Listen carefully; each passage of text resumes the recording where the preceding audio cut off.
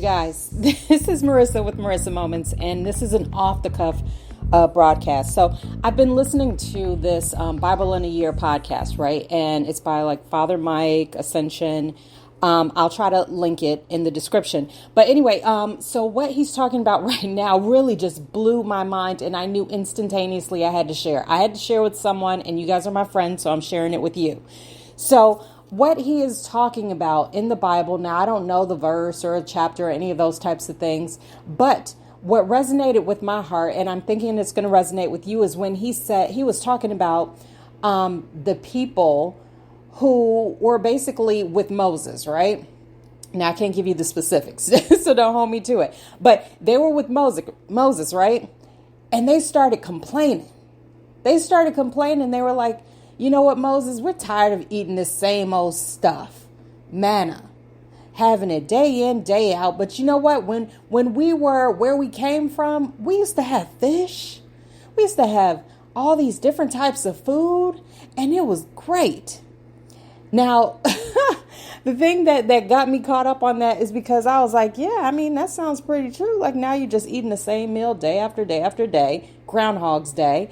And, you're getting tired of it, where you just left the land of proverbial plenty, where you had different variations and varieties saying the same thing.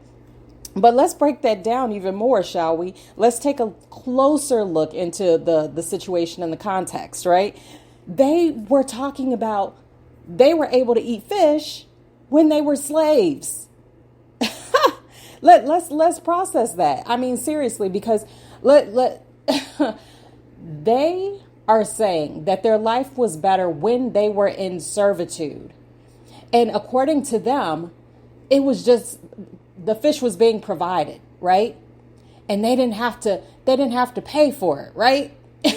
Now let's again break this down, because yes, of course they had to pay for it, but they weren't taking note of it, right? How easy we forget. Sometimes a little bit of distance makes our minds grow foggy.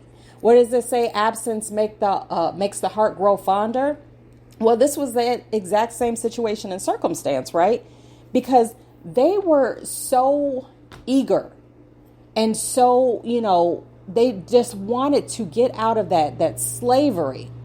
And finally, they were released into freedom because of everything that God had did for them. And then upon accepting and accessing that freedom, they decided, because they had to eat the same meal every day, they started to look at their previous experience and life with rose-colored glasses. All of a sudden, things were so much better back then than they are now. Now, let's reflect even further on it. Now, I'm about to close some doors, so you're going to hear a bend.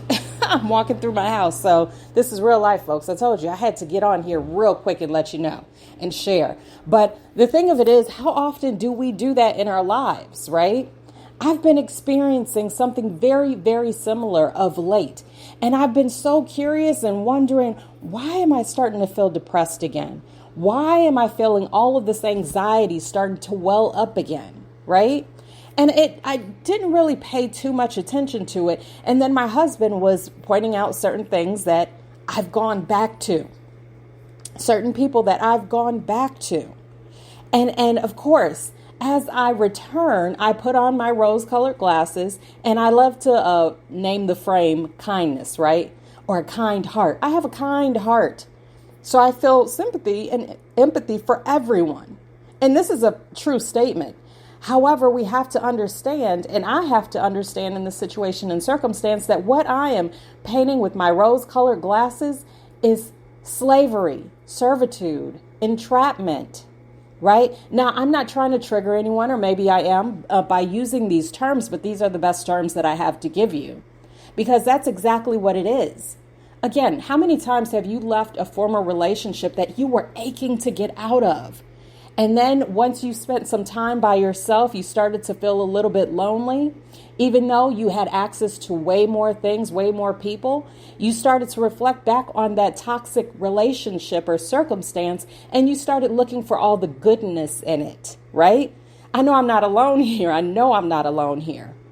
It's because, absence making the heart grow fonder. and the inability to actually appreciate what we've been given, what we've been gifted. Our freedom is not something to take lightly, right? Regardless of what the circumstance may look like, whether it be exiting a toxic relationship, whether it be getting a new job, whether it be going to school, whatever it is, think about it. I really, really want you guys to reflect on this, because how are you putting on your rose-colored glasses and trying to return back to your proverbial slavery? Your oh my gosh. I could go on and on. It really blew my mind. So I had to share this with you, because I know I'm not alone in this. I know I'm not alone in this journey, in this struggle, in the way that we have a tendency to twist things in order to make ourselves feel better. Because at the end of the day, too, what we're doing is running away from our truth, right? The fact that the place and space that we left was truly toxic. It was not where we were meant to be. And instead of allowing ourselves to feel uncomfortable within this new realm of existence, regardless of what that looks like, for me, it often looks like freedom. For me, sometimes, and this may sound odd, but it's happiness. Because how many of us don't even feel that we're worthy of that happiness that we now all of a sudden have been exposed to? It feels so foreign. We start to overthink it. Maybe I shouldn't even be here, right? It's like walking into a room and being surprised with applause. You walk into that room and just envision it. You walk into a room and out of the clear blue, everyone stands up and starts applauding you. And you kind of look around and you're like, well, who are they clapping for, right? It catches you off guard. And there's that moment where you think, nah, that's not for me. And then you go through that whole stage of acceptance and all those different other type of stages, right? But where are you at on this journey?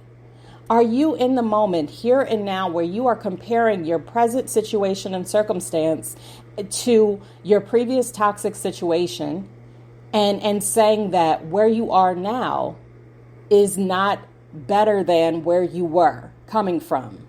Just because you're used to and you grew comfortable with being trapped. That's not a question for me to answer. I mean, yeah, it actually is, but I'm posing it for you right now. So think about it, process it, and then move accordingly. So I'm not going to keep going on and on. Had to share. Thank you for listening, and catch me on Monday. So see you then, friends, and happy healing.